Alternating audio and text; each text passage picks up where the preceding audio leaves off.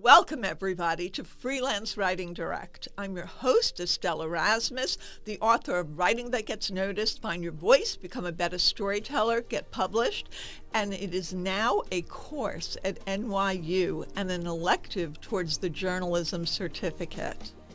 Every week, I speak with novelists, with authors, with writers of every niche to talk about their tips, their tricks, their strategies, and how the sauce is made, including creative advice. I'll talk about essays and articles and share my own experience from 3 decades of publishing. So join me every week and grow your business and build your craft with Freelance Writing Direct. And don't forget to subscribe, rate, and review on iTunes. And follow along on Substack, where I share special clips for subscribers only at estelleserasmus.substack.com. Welcome, everybody, to this episode of Freelance Writing Direct. I'm so excited to be speaking with Georgia Hughes today. And Georgia is the editorial director at New World Library, who is my publisher for Writing That Gets Noticed. So I'm so excited to tell you a little bit about Georgia.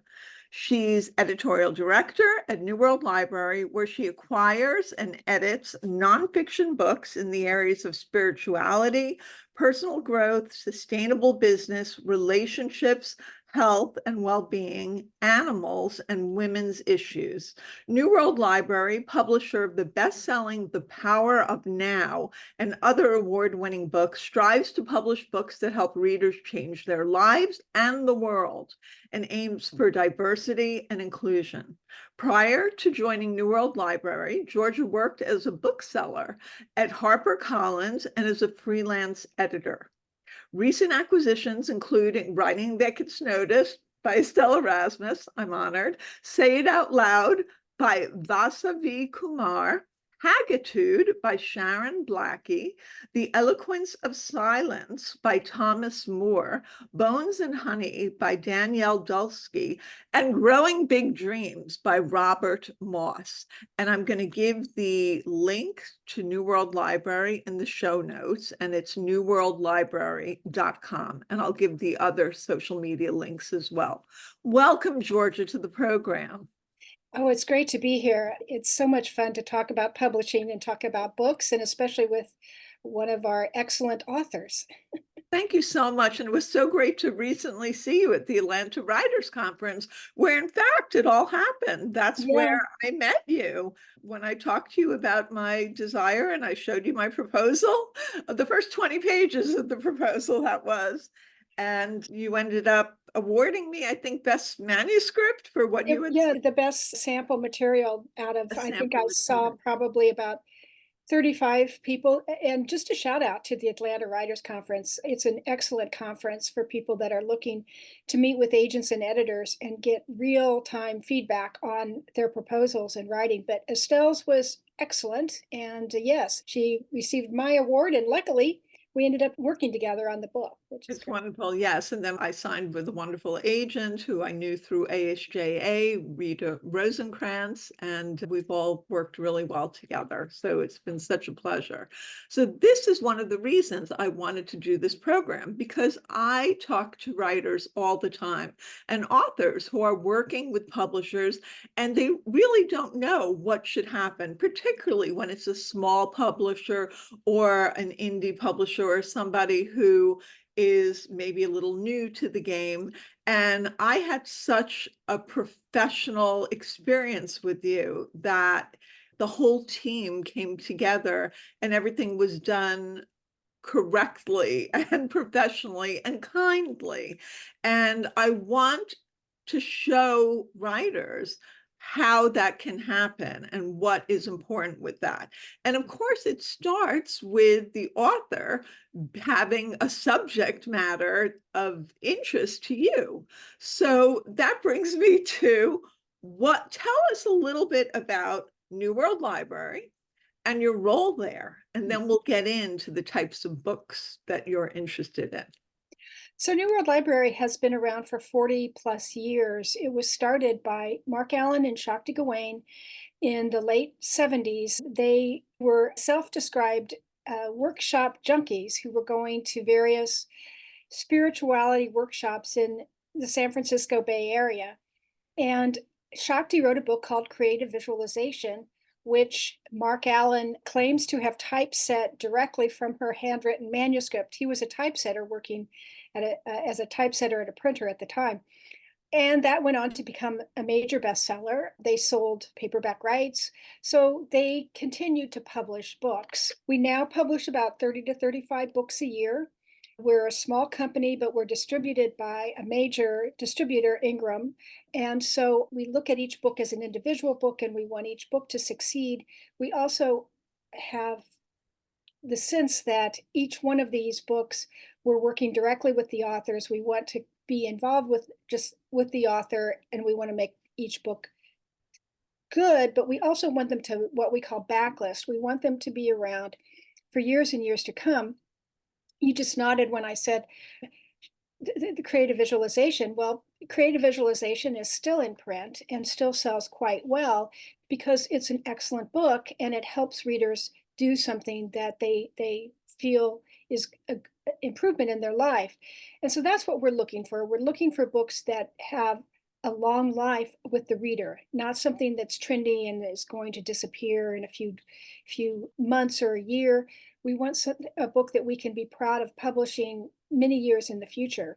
And with writing that gets noticed, what I found so intriguing about that book, we do some writing books, some about the craft of writing, some about the publishing industry. We published Jeff Herman's Guide to Publishers, which is a big reference book. But what writing that gets noticed, it was a very specific approach to why editors are intrigued by things and how you can improve the way you write so that you're addressing the reader's needs and also getting your point across, but by including elements of storytelling and elements of professional writing research. So it covered a lot of information that's not going to go out of style. With your background, Estelle, you came through magazines, and so many of the magazines that were hugely popular don't exist anymore. But the same qualities matter if you're doing a podcast, if you're doing a short video, if you're doing a long video, if you're doing a blog, if you're doing any kind of message that you want to get across, the same principles apply. And so that's what I think we're always looking for, something that covers the material, but also will remain helpful for years in the future. I love that. I want to unpack a couple of things that you said because it's so important to the fact that you got it right away. You understood what I was trying to do with the book, and you were so supportive of that, even to the point where I wanted to include the memoir aspects of my life, stories from my life, because I felt that that resonated. It not only resonated with the readers that I've written for in terms of essays and articles, but it would resonate in terms of my journey and my pivots and all the changes that I've made in my life. Because what is it about? A lot of life is about transformation. I feel that a big part of my book, yes, it's tips and tricks and strategies, 352 pages filled with that and my pro tips called Estelle's Edge. But what I really wanted to be, and that I think is the spirit of New World Library, is the inspiration for people to move forward with their lives and make the most of their words and their efforts and what they're doing. And I really feel so good about how the team worked together to convey that. And it's so important also that New World Library has a lot of focus on backlist, because I think for a book like mine, that's so important, and for many of the books. And I remember, speaking of Shakti Gawain's book, Creative Visualization, I mean, that, and I talk about it in my book, that book changed my life. It literally changed my life when I found the first New Age bookstore that I'd ever seen decades ago. And I saw that book, and it made me think in a very different way. It made me think that your thoughts can create reality. And so you need to, look at your thoughts, not in a very supercilious way, but in a deep and meaningful way, and see that you're focused and little steps could end up with big results. And there's so much more that she has in her book, but it did change my life because it gave me a harness for my ambition and my momentum. And it also gave me hope because a flower, somebody told me, or maybe I read this in one of the New World Library books, but somebody once said, a flower doesn't go, am I going to bloom? Am I going to bloom? When am I going to bloom? It just blooms. It happens. And so there needs to be a trust in the experience and the team and all that. And I want to bring that to the team. I love that how people do find books that are needed at the moment. And also, the one thing I will say that's interesting about what you just said, we were talking about your own story and sort of elements of memoir.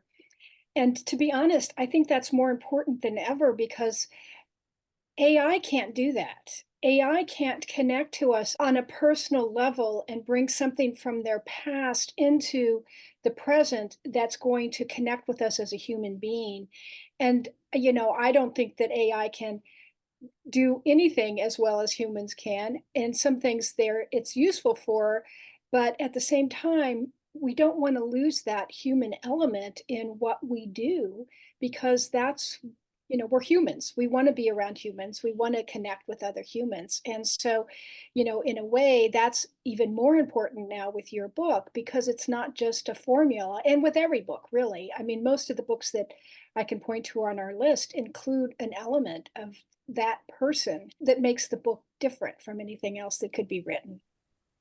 I love that. You're so forward thinking. I mean, to say that about AI, that really resonates because you're right. AI is just, I mean, it's evolving, certainly, but I agree that human element makes such a difference. Mhm. So, what genres and topics don't you cover? Like you will never Well, we cover? don't publish fiction. We do not publish any kind of fiction, so that would include mysteries or romance or science fiction or literary fiction. We have a couple of children's books, but we mostly do not publish for children or even emerging adult, young adult books, although we have some that are kind of aimed at that demographic based on what the topic is or that they're from our authors. So we do publish nonfiction that is intended to be prescriptive, to offer some sort of direction for the reader.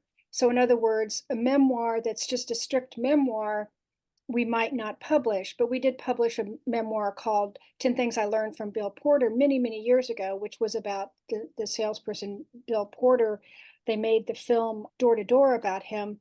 So that one had lessons that were learned from this man and his approach to life. So a memoir needs to have some sort of prescriptive element or some kind of message to it besides just being a memoir. So the categories always have something. I call it the reader takeaway, something that the reader can use in their own life, inspiration, practical tools, relationship help. They all have that element to them. Yeah, in the book, I talk about it in terms of essays and shorter forms. I say it's like leaving a gift for the reader. You know, there's some sort of transformation, some sort of change, something that happens that is universal that can be offered to the reader. And of course, in nonfiction, that's not memoir, it's prescriptive, but it's also for the reader and ties into the Yes. stories or the backstory of the author. I love thinking of it as the gift for the reader. That's excellent. Is there any project that you are clamoring for at the moment? If somebody just dropped it on your lap, you'd be You know like, "Yeah." that's such a great thing to think about. I've been asked that many times, and the fact is that what I want is a book that surprises me. What I want is something that, "Oh my gosh, I didn't know I was looking for that, but that's perfect." And I think that, there are certain categories that we're always, like sustainable business is a category that I think is great. Animals, I haven't personally acquired an animal book in some time, and I love books about animals, usually, that have to do with animal rights and or animal inspiration. But the fact is that the books that really grab my attention are books that take on possibly age-old wisdom with some new approach, something very fresh and new. It's not like anything I've particularly seen before. So I like to be surprised and intrigued by a book. In the case of your book, I think what was fascinating to me is a lot of times books are about the craft of writing, but they sort of forget that you have to also attract the reader. You have to make, if you want to be a professional writer, you do have to be able to sell your work. And that means possibly shaping it in a way that's different from a way that you would shape it if it was just for you or your family or your friends. And so that professionalism, I think, was what attracted me about your book. It was more than just inspirational, it was very practical and based on real world experience and real world analysis of what you have seen in the marketplace, what you have done as a writer. So, in terms of what I'm clamoring for a book that comes in with a very fresh and good approach, someone that it's very clear that they have done their homework and understand that there are readers out there for this topic. They have, in fact, established an audience to some degree already. And then they have worked hard to make the writing really good. Those things don't always come together as much as you think they would. There's often a sense that, oh, the publisher will create the market for me. They will do all this advertising and publicity and find the audience. Well, that's not really the case. We want to know already that there's an audience for this topic. We can't go out there and just create interest out of a void. We have to see that this author is connected, say, to professional organizations, as you were, Estelle, various groups that already have meetings and members who are learning and growing together. And the other thing about the market is when authors come to me and they have been teaching a workshop on the topic that they're writing on, for example, it's very clear to me that they have tested the material. I consider it road tested. They've been out there trying it and they know what's working and what's not, what resonates with people, how they can get their message across best. And so I like that idea that people have tested things and have worked with the concepts. And I mentioned animal stories. Many years ago, I worked with authors Linda and Alan Anderson, and they had a series of books with animal inspiration stories. And what they had done, they were very active in a writing community in Minneapolis, and they would post and ask for stories about animals. And so they would then rework these and interview the people. And so again, they knew that there was a lot of interest in these stories about animals helping humans and humans helping animals. And also because they did the contest, they were able to then reach all of those people who had been picked up in the book or not picked up in the book who are already were interested. And so that sense of seeing who the market is, seeing where you can find those readers, I think that's so important and more important than ever. Is it more important than it was like 40 years ago when New World Library started? Yeah, I think there's just so many books published now, and there are so many other things vying for our attention. And so it was a different way of finding your readers then. But, for example, with the creative visualization, Shakti did refine a lot of what she had learned through workshops and created it and made it her own. And she became, a very big teacher in that world because she saw a way to present some of the material that she had heard or some of the spiritual lessons she had learned in a very gentle, approachable manner. She internalized things and then presented them in her own voice in such a way that it drew people. But yes, I think that from the time when I started in publishing, which wasn't 40 years ago, it used to be that, a few people, a few reviews, a few mentions by someone could make a book do quite well. And now you need a little bit more than that. Like if you get on a television show, even if it's a national show, it doesn't necessarily result in book sales. So there has to be a way to kind of, I think of it almost like a spider web. You have to throw out all these strands to different areas to start gathering in the readers. You can't just depend on one strand. You have to send out all of these strands and be attentive to what the reaction is as you go along.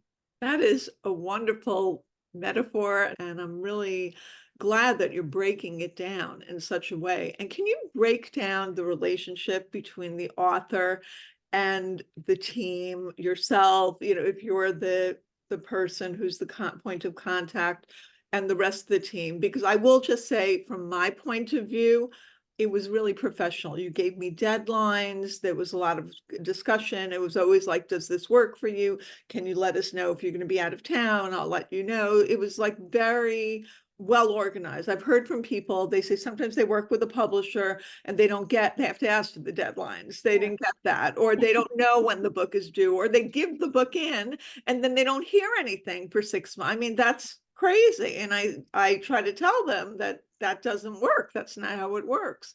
For me, I had deadlines for me. And again, maybe because I've been in the industry, I understand the publishing process, which I'm not sure all authors who haven't been on that side. I've been on the side where I've seen the galleys and I know when something's going to the printer because I was from old school magazine publishing, traditional publishing, which is Mhm. different than a book, but it still has deadlines. Yeah. So when you told me that, and then there were certain times when the copy editor would get involved, when the proofreader would get involved, when the indexer would get involved. I had an index. And even to the point where you said, do you have any thoughts on the cover? And boy, did I. What I did, and this is just if a publisher asks an author for their thoughts, that's a great sign because it means they want to have a collaborative process. It doesn't mean you're going to be the final word, but Mhm. it means that they want to take your input into account. And so I shared a couple of covers that I thought were good. And I said, why? I said, because it's very important to give the why, not just to show. So I said, I think this is good because it has an emphasis, and I think notice should be emphasized. I like this, look, and then you looked at it and you gave me your feedback and you gave it to the team and they had feedback. In addition, they said, we see your branding color. You seem to wear a lot of pink. And I love that because they had looked into me, they Mhm. looked at my social media, my TikTok, my Twitter, and they saw that I do like the color pink. And they said, would you like that to be incorporated into the book? And I thought it was phenomenal. Like that was so meaningful Mhm. to me. So what is it, and we could use me as an example, we could use other authors as an example. What to you makes that good author publisher relationship? Because I really think that people need it broken down who have not had the experience. I think that the key in publishing, I mean, you mentioned collaboration, and that is so important. But even on top of that, I would say communication. I'm very fortunate because I think that being in a smaller company, it's easier to shift things, to move things around as needed, depending on the needs of the book. And one of the things that I've always loved about my job is that each book is different. I mean, there are certain patterns that are the same, but you find as you go the book requires this or requires that, doesn't require this or that. And so one thing about being at a small company, that it's easier to kind of deal with that and to work with each of those unique aspects of a book. But the communication is so important, and I do try to give people a schedule right away, but we also have to be attentive to what the book needs. There are some authors who we sign a contract, and 6, 9 months later I get a full manuscript from them. I read it, respond. Other times I get 1 or 2 chapters at a time. I recently signed up a book, and the author was quite unsure about some of the things that she was working on with that book. And so even though I'm not even going to get the full manuscript for another 6 or 8 months, I really needed to go through what she had and work with her on that because we need to see that we're in the right place. So communicating what your needs are as an author and the publisher communicating their needs as a publisher are important. For example, with that author, she asked me to read it, she sent me things early. I understand that it's not always easy to get back to people quickly, but if that's not happening, an author can ask for, can you give me a date by which I can expect to hear from you? I try to communicate the process to people. But yes, I mean, the copy editing can sometimes be a shock to people. Again, Estelle, you are a professional editor and writer and an instructor. And so you understand the process. A lot of people who haven't been in the world of publishing have never really been edited. And, it's a lot different from having a paper graded at school, for example, when someone is actually saying, here, let's rework this sentence this way, or let's take out this part of the story, let's take out this part of the book. It can be very shocking, it can be painful, and it's not always right. But again, that comes into the communication. So for example, if I think a book is going to be a very heavy edit, I will then talk to the copy editor directly. I will ask to see a sample that we send early to the author. We try to communicate things along the way so that we don't have things that stop the process in its tracks. We don't want to go along with one process that's not working. And so again, I think often an author might be out of touch with me, and when we're in the process of something important, like if they don't like the covers we sent them and I haven't heard from them, that's not going to help. It's like your doctor. If you have a symptom and you haven't told your doctor that you're not going to get better. You need to be very honest, whether it's bad news or good news or mediocre news, you need to be very honest with your editor and your person. The editor that acquires the book is generally the person who will be the main point of contact with an author up until the book is published. And then there's more interaction with the publicist. Although the editor is always there in the background and wants to know, we want our books to succeed. And so we need to continue to be involved. And we also need to be there if things need a little bit more attention or a little less attention. And again, within the publishing house, the editor and the publicist work together. There is collaboration there as well. So I think collaboration and communication are the two main things. There's a lot of things about writing and publishing that can evolve and change, but it's never going to not require that. Communication and collaboration are the two things that I think are primary with the book: to listen to what's said to you about a book, to also hold in your own mind what you see, but listen attentively. And if what is being said rings true, then we can adjust.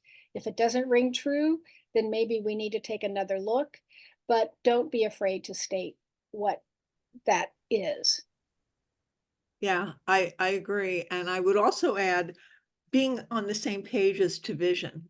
I think that is so important because, and I think you know that from the original, the beginning conversations with the authors, Yeah. what their vision is for the book and if it aligns with what yours is. And that is so key too. For me, you knew my vision from the beginning. And so that made it easy as we worked through certain things.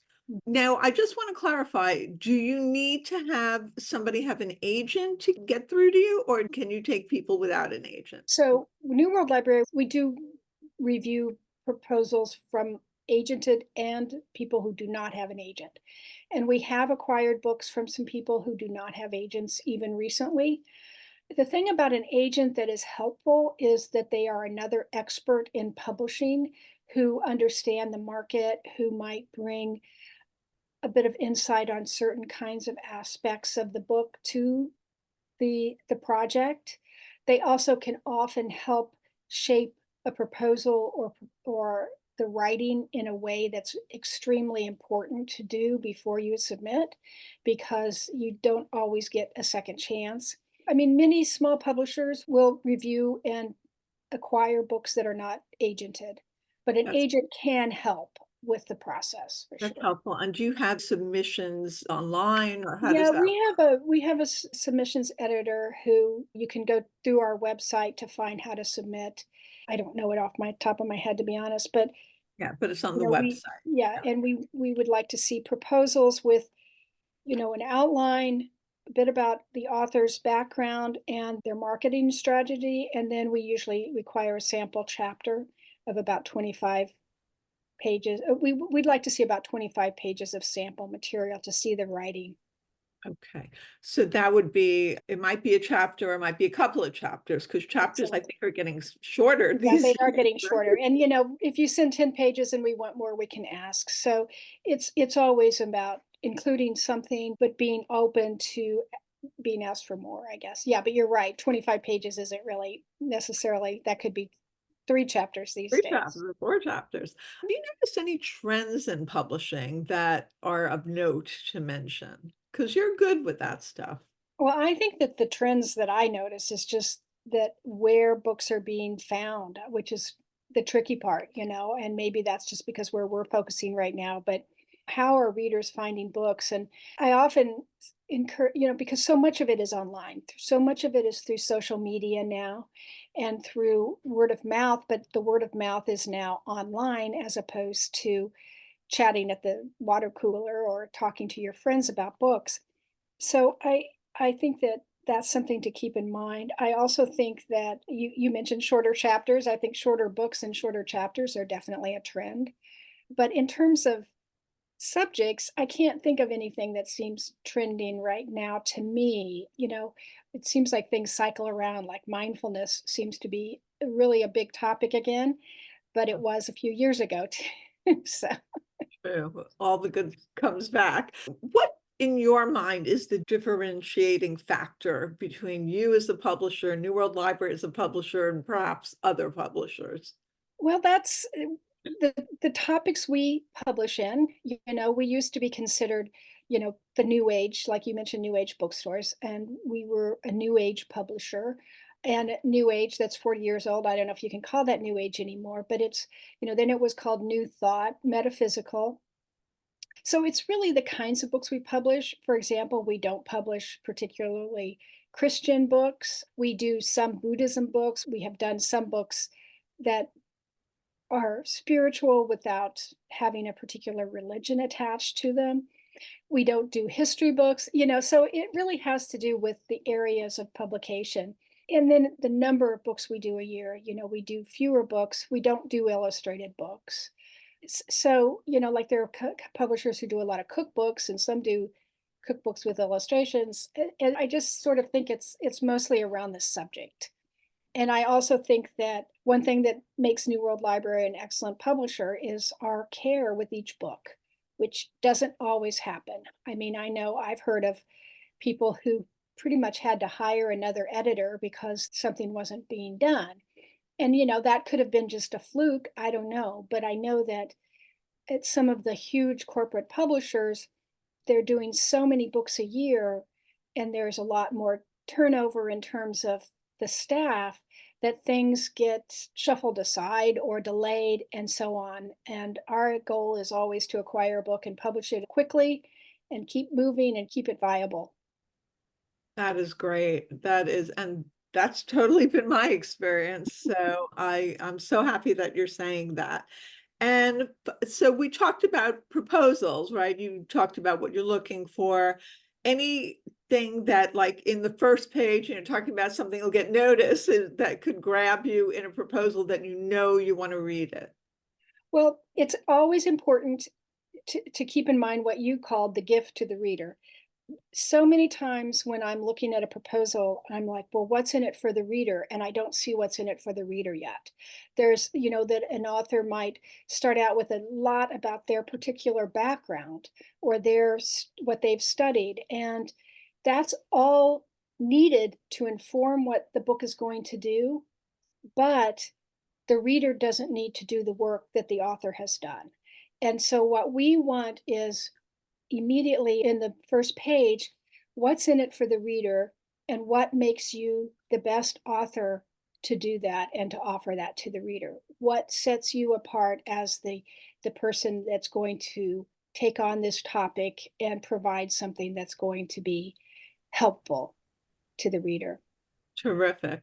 So, Georgia, for our last question, I'm going to take a page out of Writing That Gets Noticed in my interviewing chapter, where I say the final question of any interview that you want to elicit the most information from is, and here it is there anything, Georgia, that we haven't covered or I haven't asked you today, because we've covered so much, that you would like to mention? I knew what was coming because I've read your book. I think that what I would stress is connected to what I just said, and that's the part that makes each writer the best author for that particular book on that particular topic at that particular point in time. And these days, a lot of that is social media outreach. It's a sense of knowing who your market is. And so I would just always encourage authors to just constantly hold that in their mind is, how do I find the audience for this particular book? And sometimes the answer is surprising and it's there, it's just a matter of taking a look and looking for that. Great advice. Thank you so much for speaking with me, Georgia. This has been so helpful. I think my listeners and viewers are going to go to your website and really check it out and see if they have that proposal that will surprise and excite you. And I hope to hear great stuff from the people who follow Freelance Writing Direct. So thank you so much. Well, thank you for having me, Estelle. It's been a pleasure. Follow me at EstelleSErasmus.com on my website and on social media, which is Instagram, TikTok, and Twitter at Estelle S. Erasmus. And we're now on YouTube for Freelance Writing Direct. Follow along, and soon everyone will be reading what you're writing.